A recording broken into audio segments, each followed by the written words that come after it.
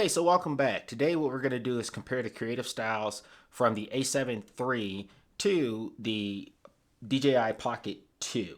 The DJI Pocket 2 is actually set in its normal color profile, and then currently right now we are looking at the standard creative style on the A7 III. I'm just going to cycle through. I'll leave the DJI on the same setting. I'm not going to go to center like D.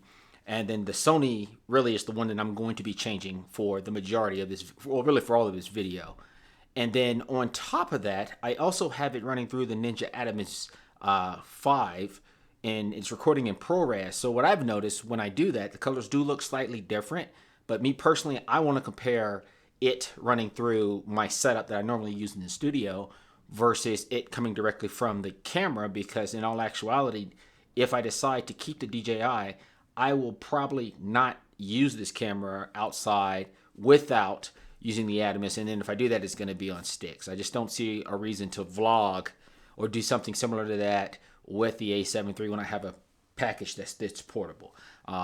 So the settings, I'm shooting in 4K at 24p.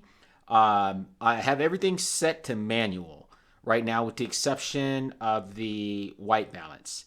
And then my ISO is turned as low as it can possibly go for the A7 III.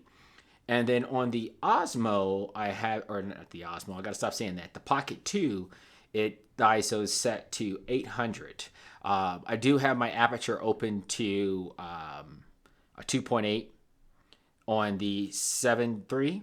And over here, once again, I bumped up the ISO just to compensate for less light that's coming into the smaller lens.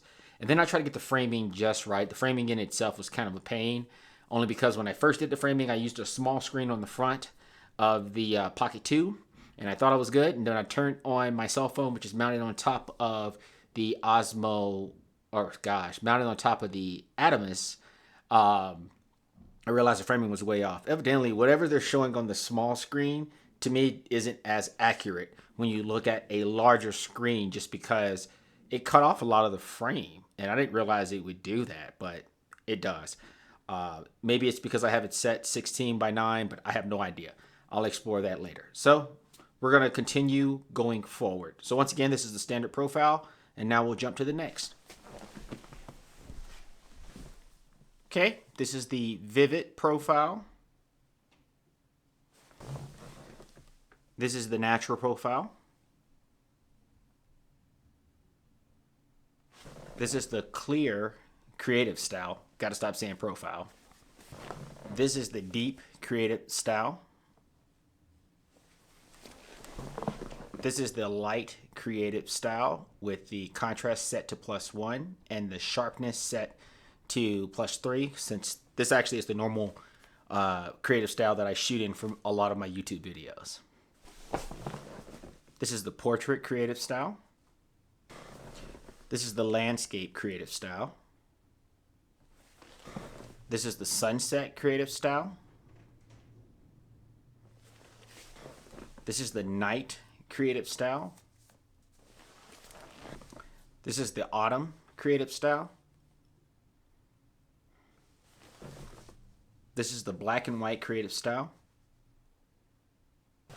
This is the sepia creative style.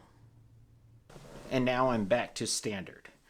So if you have any questions or comments, feel free to leave them down below. Once again, this is the way really for me to put this footage up on the big screen and just kind of go through and compare the footage. I'm actually going to probably do the same thing with the center like D setting of the DJI Pocket 2 versus the color profiles, which are a little bit different. They're definitely flatter.